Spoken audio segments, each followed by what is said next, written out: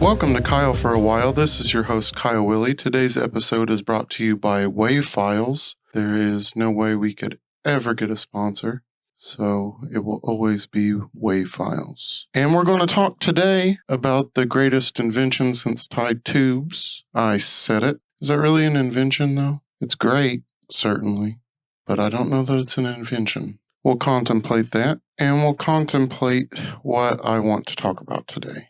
And that is the Nintendo Entertainment System, the NES, the best of the best. There has never been any competition in my mind for consoles. Definitely the regular NES did more for gaming than any console in history. There were more titles that came out on the NES than any other system. It is by far and away the greatest console of all time. There's no arguing it. Contrary to popular belief, most of the best games for the NES are games that no one ever talks about. The masses tend to like things that are shit, like the movie Titanic, and the NES had its share of Titanics. A lot of games that are kind of hoisted up to the top NES list for best games of all time are games that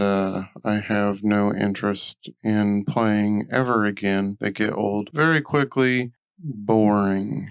Very boring games. Of course, this isn't entirely the fault of Nintendo themselves. They created a lot of really good games, but they did allow a market for a lot of third-party companies to come in and make games for their system that really weren't up to snuff. And I think that was on purpose so that official NES licensed games that were made by certain specific companies or by Nintendo's teams themselves fared better on the market. I can tell you a true story from my childhood. When I first bought Legends of Zelda, I was so bored by it that I traded it to a friend of mine for a clapper.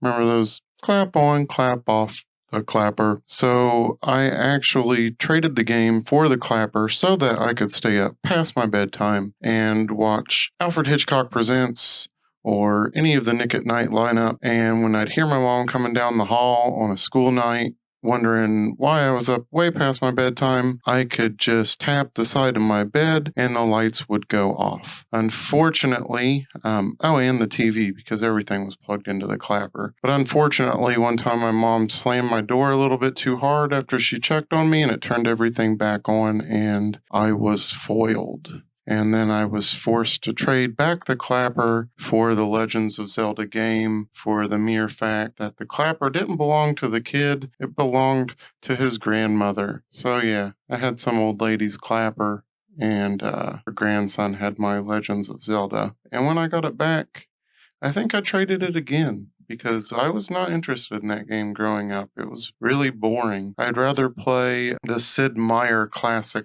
Pirates. Pirates is an awesome game. If you're not familiar with Sid Meier, he did the Civilization series. But Pirates was an awesome game. You could pick a time period. You could go after silver or like the Spanish Silver Fleet. Or you could pick Dutch or Spanish or, whatever. You could attack boats and fly your flag and go into ports and try to do, various things. It was a really interesting game. It was really fun.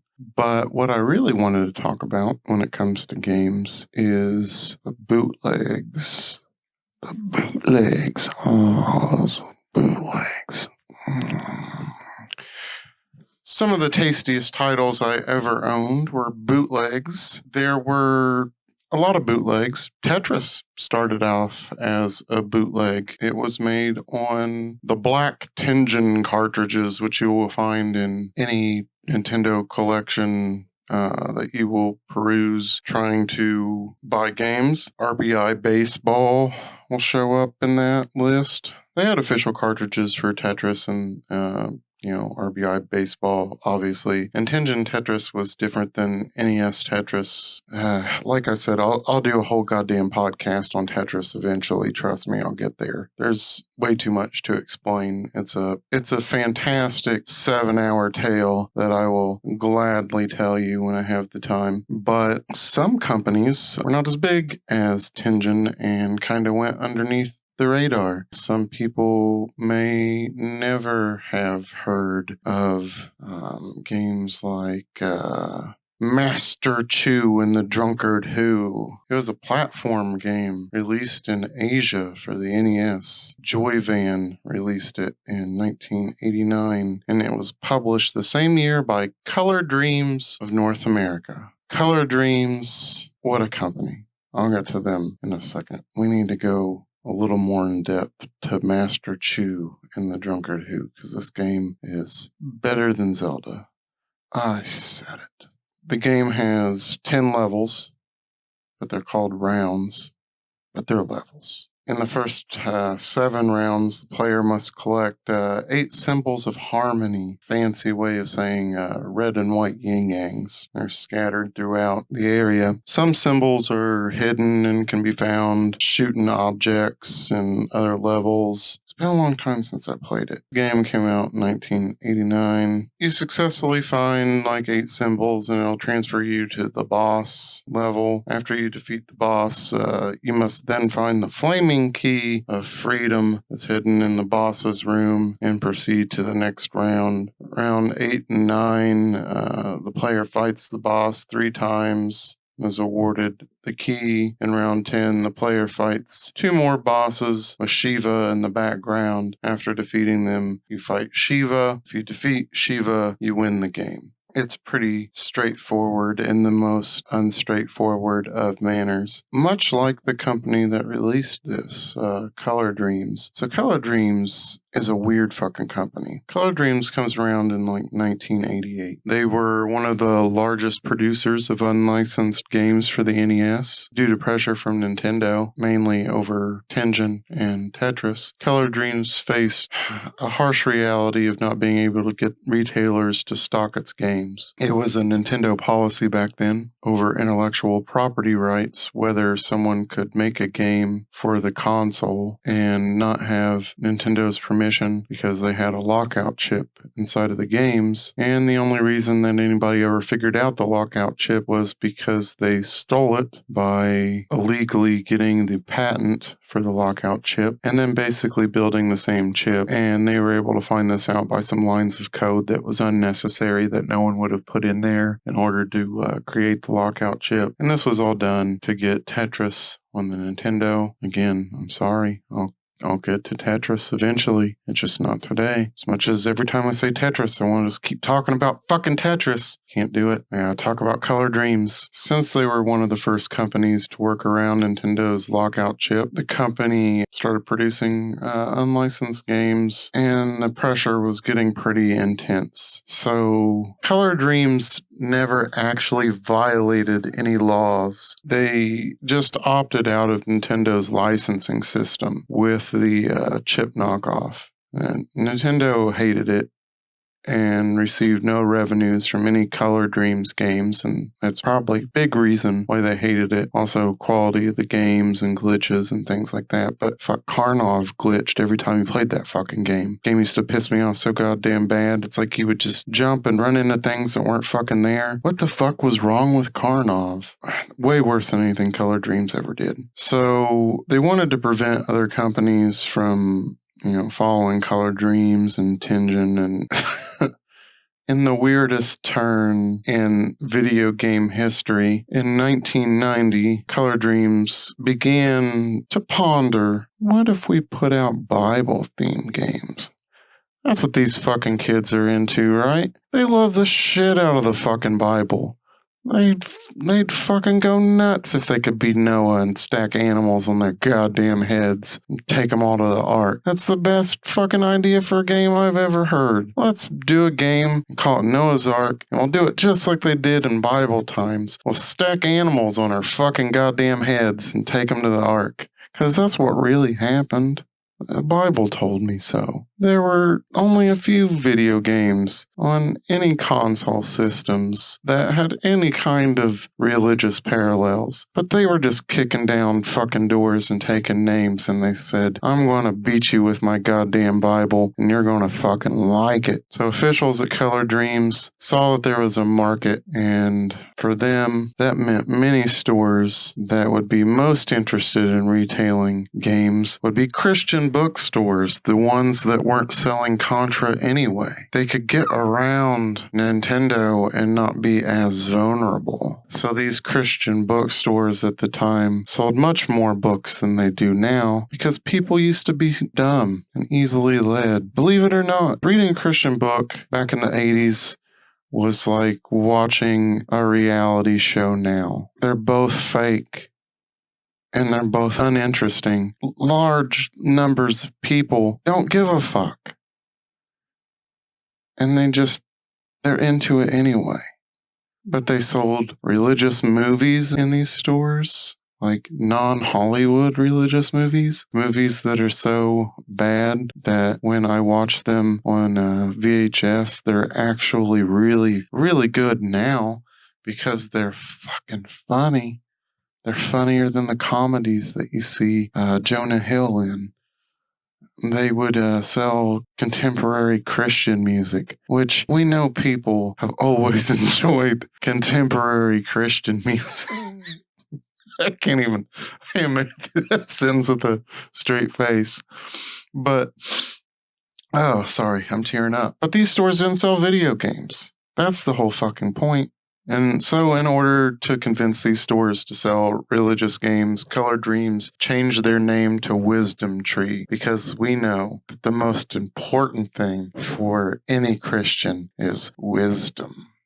And why not a wisdom tree?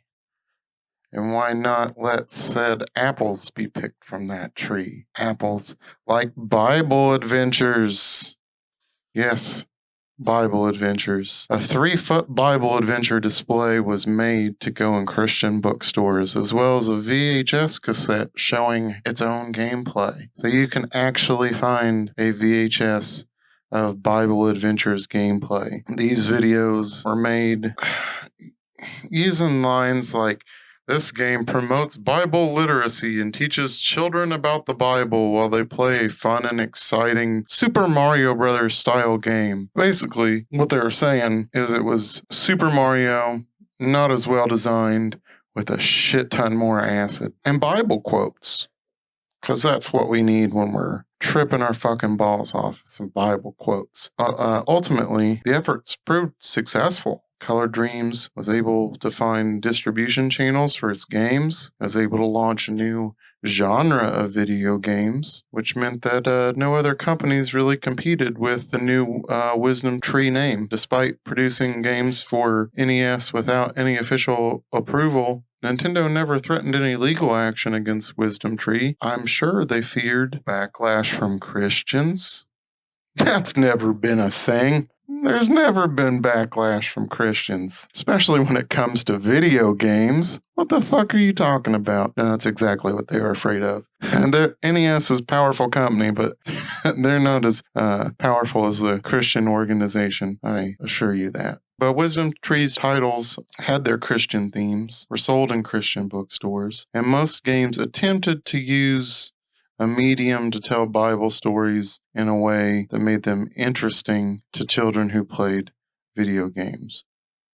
Who were typically children that would just mash the buttons to get through all the fucking dialogue, while people thought that their children were playing Joshua and the Battle of Jericho, the side-scrolling game using the Bible Adventures engine. They weren't reading what was in the game. They were just mashing the buttons to get past all the shitty Bible stuff so they could play a fucking video game because mom and dad wouldn't buy them Contra.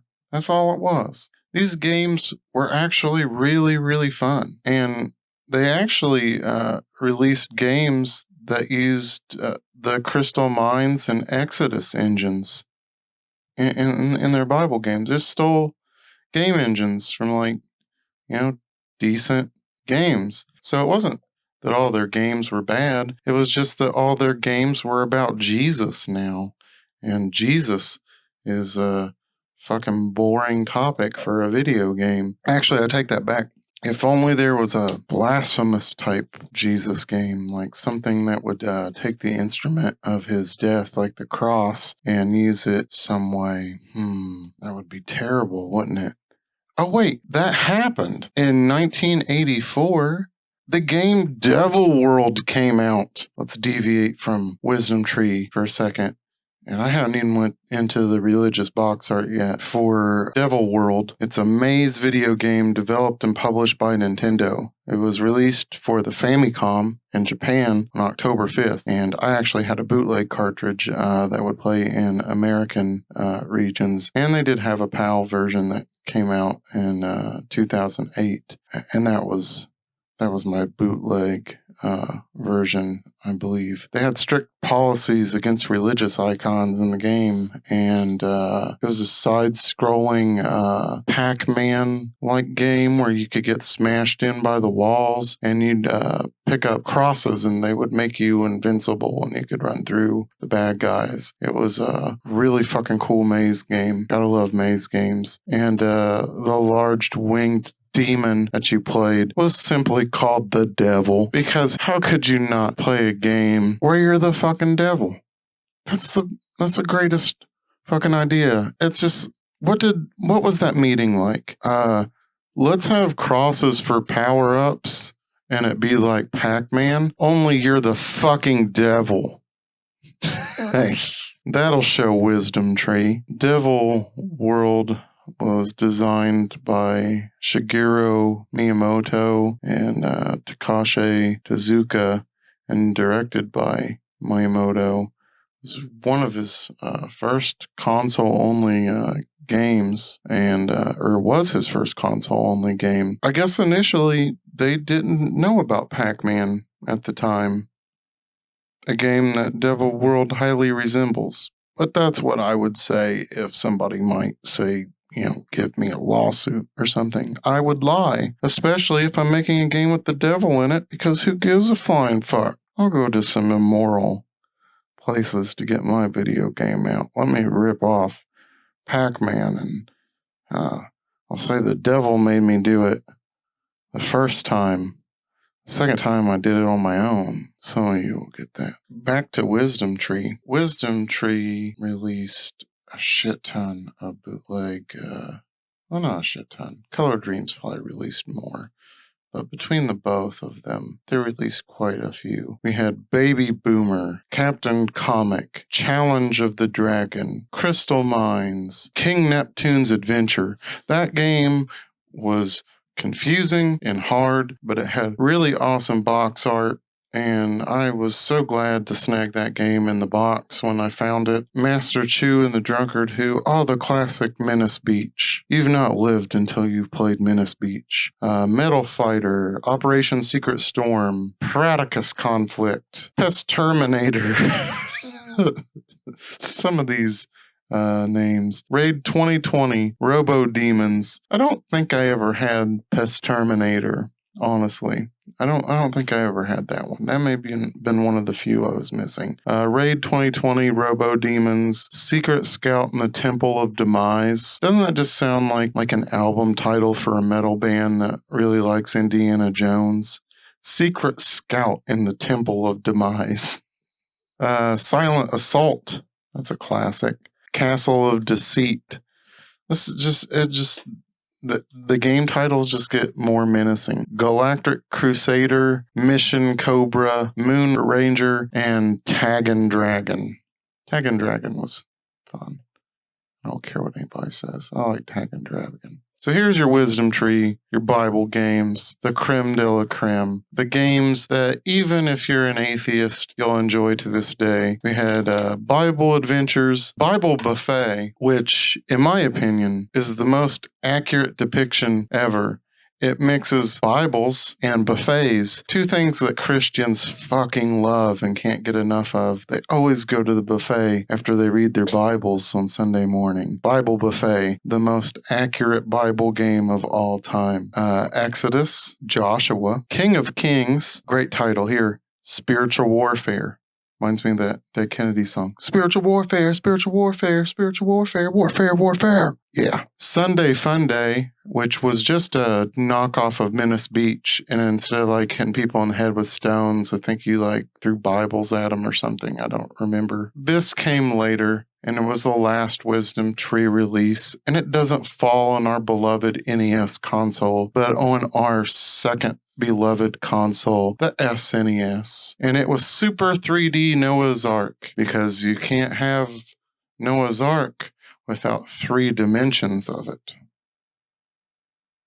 I'd be all right with no dimensions of Noah's Ark, as long as we're Bible bashing, Bible stories, Bible games. Were sold in Bible bookstores by Bible-toting Bible people. I'm not trying to offend Christians here. I'm really not. Because I don't care enough to. You're offending yourself by your own belief system. So if that's what you believe, go right ahead and believe it. Just don't bring it into the voting booth. Don't let it sway your decision on scientific progress. Don't infringe upon the rights of us heathens who don't believe in anything. Just keep it out of my yard, okay? Keep your religion off my body, my sexy dad body. Just leave your religion off of it. Your religion's been grabbing my dad tits for far too long. I jiggle when I walk down the stairs. I know it. I can't fucking help it. Keep your religion off my tits. My big old fucking dad tits. Let he who is without sin cast the first stone. So, I was actually stoned by Christians.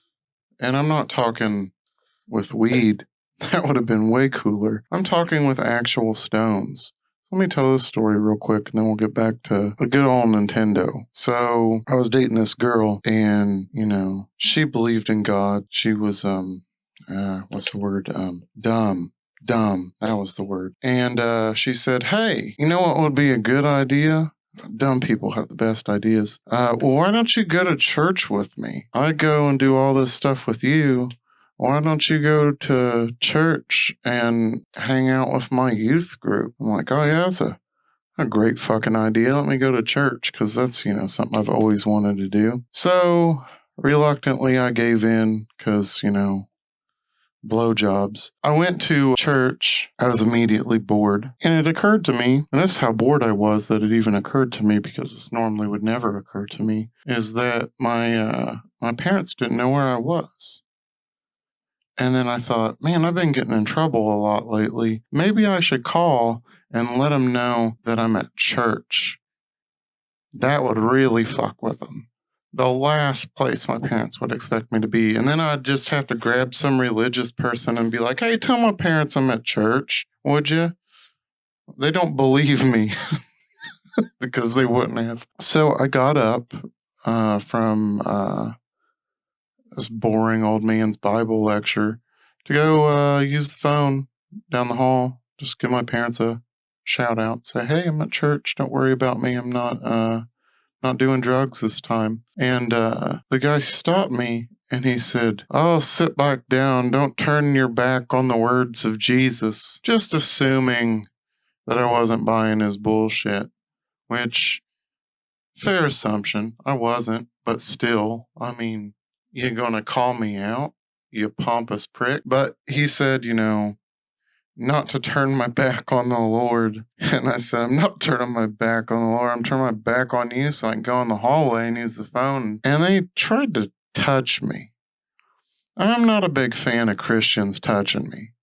That doesn't end well for a lot of kids.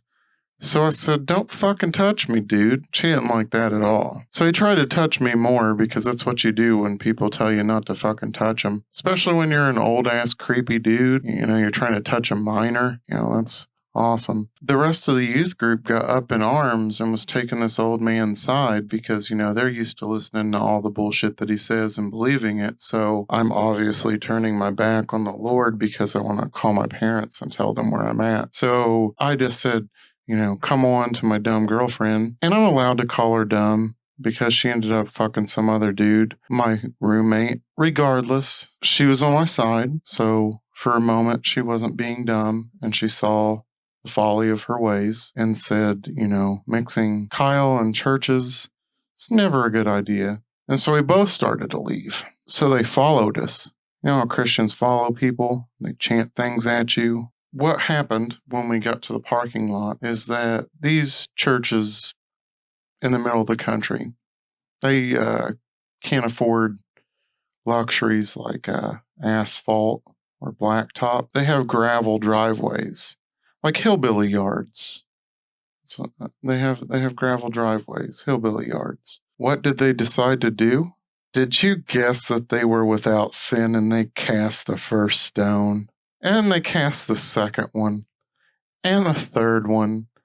And we were pelted with rocks as we got into our car. And my car was pelted with rocks as I drove off. But I didn't drive off in a slow manner. That would be anticlimactic. I figure since they cast so many stones at me, it was well within my right to cast some stones at them. And anybody knows that if you've got a car and you put it into neutral and you rev the accelerator as high as it'll go, and then you slam it down into drive, you'll peel out. And when you peel out on gravel, the best thing about it is the gravel shoots out from underneath the back tires and pelts anything behind you. We pelted so many Christians with rocks and the building itself. We may have done damage. We may have hurt people. Someone may have lost an eye. I didn't stick around long enough to find out, 'cause fuck them. They were hitting me with stones. Don't throw stones at people. Come on. I live in glass houses. That's my Christian story.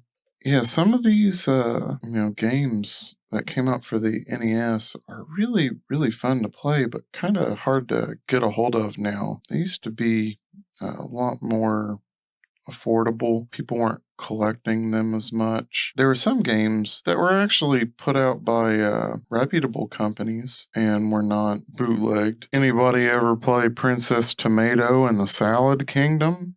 That was put out by Hudson Soft in 1984 for the NEC PC 8801 or NEC PC 6001 or FM7 or XMSX Japanese home computers?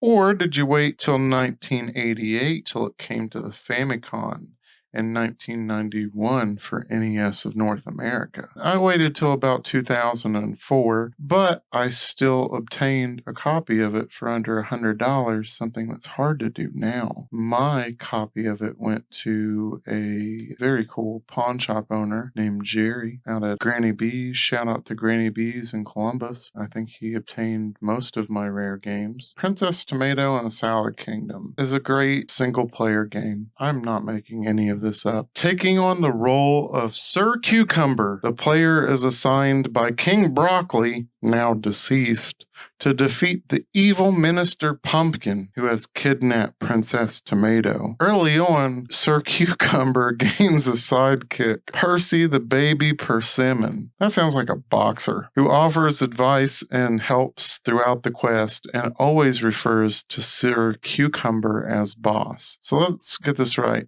King Broccoli had Princess Tomato. What would a broccoli have to fuck to give birth to a tomato? I'm not even sure what the answer to that would be.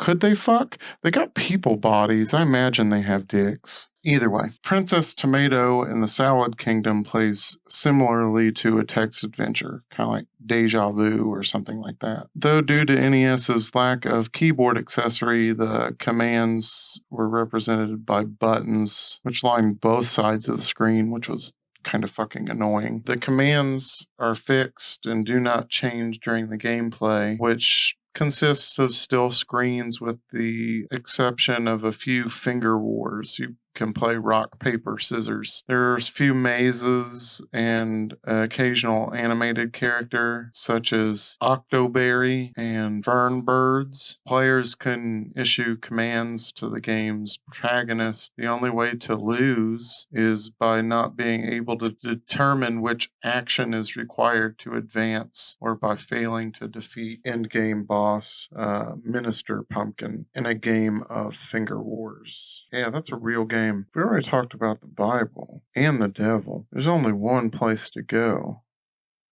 and that's the naughty side of NES. NES After Dark. Let's talk about Peekaboo Poker with catchphrases like, there's nothing more erotic than a sore loser. Peekaboo Poker is the first of 3 games from a developer of unlicensed adult NES games. This is one of the most traditional of the 3, as most people are familiar with the concept of strip poker. You start off playing poker with one of 3 ladies of your choosing, and once you win a certain amount of chips from her, you get to see short scenes of her in various states of undress while she delivers some of the most poorly written allusions to sexual situations ever. Think I'm sexy? I'll rip off my top and show you my wild pair. Why does that sound like a Norm Macdonald joke? But if you have a pair, it's not wild. It's just a pair, so it doesn't even make sense for cards. But who cares? It's porn on the NES. There's also Don't Worry, Joker.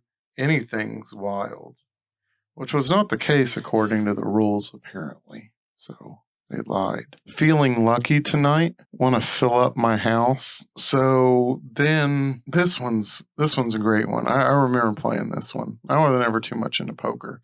I can play, but Bubble Bath Babes. It's like the game just starts out with a fully naked woman. There's no stripping. You just see a fully naked woman, and above it, a bunch of bubbles, and it's a puzzle game. And you just get to stare at an 8-bit naked woman while you play a game that's kind of like Sega's Columns, where you have to match light-colored pieces and get rid of them, which is kind of like Tetris. It's kind of like Tetris, and kind of like Bust-A-Move. Bust-A-Move for Super Nintendo. But either way, this 8-bit woman of ill repute is undressing between levels instead of during the level. Well, she just starts off naked. And she says things like, "You're the luckiest man in the world. You get a soak in my suds." I wonder how many parents came in and caught their kids masturbating. like before the internet and the easy accessibility to porn, besides maybe like your father's sock drawer, I am certain there were children jacking off to bootleg NES games with naked women in them. How could you not? With lines like, "Way to go, hot shot. Care to lather me up?" Now, Hot Slots, that's a slot machine game, and a very clever use of naming when you're going to be doing an adult-oriented NES game. And it possibly has the best line in NES history. "My box is full, and it's time for you to cash in." Oh, Wisdom Tree, eat your heart out. There was also Honey Peach. Honey Peach is a strip, rock, paper, scissors world tour. You start off playing against an Indian woman. You must win 3 rounds of rock, paper, scissors to get her fully undressed.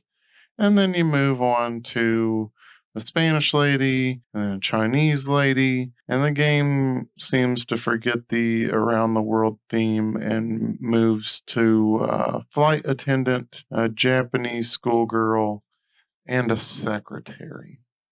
I bet people were playing this at work and they were like, "Hey, that looks like my secretary." Everybody likes a set of 8-bit boobs. Everybody loves rock, paper, scissors. That's the obvious way to make an agreement to strip for a stranger.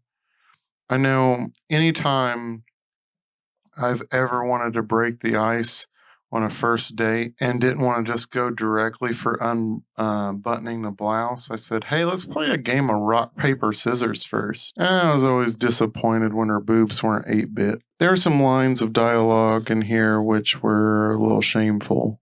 Some that crossed a line of racism on the Indian level. These quotes are for educational purposes and do not reflect the feelings or opinions of the moderator. These lines are racist, and they are not opinions of Kyle for a While or Kyle for a While affiliated products. I'm distancing myself far from these. There were lines like, taking off my sarong never felt so right. That's how it's spelled, so right. Or, I'd like to charm your snake. Or, why didn't they ever go with the ever popular, put your penis in my vagina? That's never been racist. But either way, it was a facepalm of a game, as most of these were. There was Wild Ball. It's another rock, paper, scissors deal, but this time there's only one girl, and she sits there motionless, except for her clothing, which is whisked away when you choose between rock, paper, or scissors and are correct. So you basically have a 1 out of 3 chance of seeing Sailor Moon's ass. And it's also kind of like a training ground for a serial killer, too. Because she's kind of like just dead. You know what I mean? It's like this dead girl on screen. Her clothes just disappear. Was she murdered first? Who is this game for? Why is it so sad? Alright. If you want to look up more on bootleg NES games, feel free to do so. Maybe you can study it more than me. I'll give you a little bit of background at the end instead of the beginning. I used to have 711 Nintendo games at one point in time, about 300 in the box, perhaps. I had to sell my whole entire collection, which was unfortunate. I have no NES games right now, except for on emulators. A lot of my original collection had a lot of these bootleg, unofficial NES titles. I miss owning a lot of these games and putting them into a top-loading console, which, if you're unfamiliar with, is the NES that looks like an SNES, but also looks like a Famicom. These are the best for getting the game to work. Don't blow in your games, by the way. Don't ever. That's not what the problem is. The pins aren't lining up right when you put them in there, and the pins become loose when you slide the game in. So you want a top loader because then it more correctly aimed the pins where they were supposed to land at so that the game would work more often and never really seem to have many problems. The only problem with the top loader, they had these weird bone controllers that would come with them, I think they were like bone shaped or something. I don't remember, but I always tossed them and just used the regular Nintendo controllers because that's what my muscle memory was remembering. I didn't like the controllers that came with the top loader. I just used the regular ones. And the cool thing about that is you could also get the 6-foot extension cables so that you could sit farther back. Or the NES actually had a wireless system that took like a bunch of C batteries. I think it was like 6 C batteries or something like that.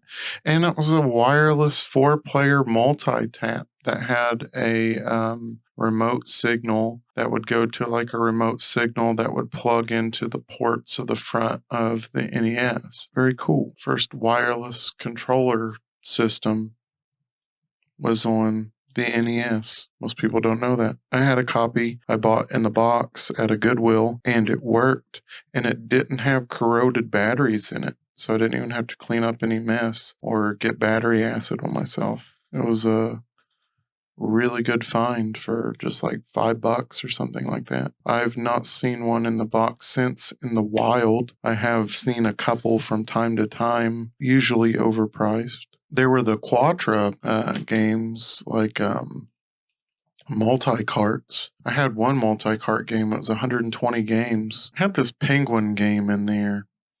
Can't remember what the name of that penguin game was. You're just like sliding across the ice and you have to jump over holes. My daughter used to love that game. Also, I think it had the first it had all 3 adventure islands on it, which was a great game. How have I not mentioned, not a bootleg game, but a great game, Mylon's Secret Castle? Mylon.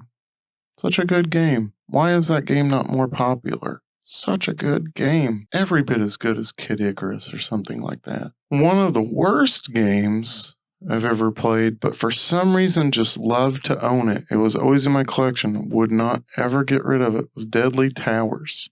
Bought Deadly Towers on a whim. That game is so fucking glitchy and weird and hard to play. I don't think I ever got very far in that game without being killed. Deadly Towers.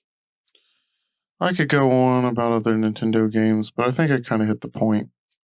I might edit this down a little bit, or I might not. Who cares? So yeah. Wasn't there a Super Horneo Brothers? I don't think that was an official release. I think that was like an emulated game. Because I played a lot of emulator games, and there's a lot more emulator games than there are games for the actual console. But I'd always play it with the regular Nintendo controller through my computer. But I do remember Super Horneo Brothers. Super Horneo Brothers and Super Horneo Brothers 2 are 2 1993 pornographic parodies of the Super Mario video game series. Okay, so they were VHS. They were directed by Buck Adams. So they were porny VHS, movies of, based on Nintendo's Mario Brothers. I'm guessing something got plumbed. Oh, there's a whole write-up by the Something Awful reviewer, apparently. That's interesting. I could see him watching the Super Horneo Brothers, or Horneo Brothers for sure. I could have sworn they made a game. Maybe somebody did.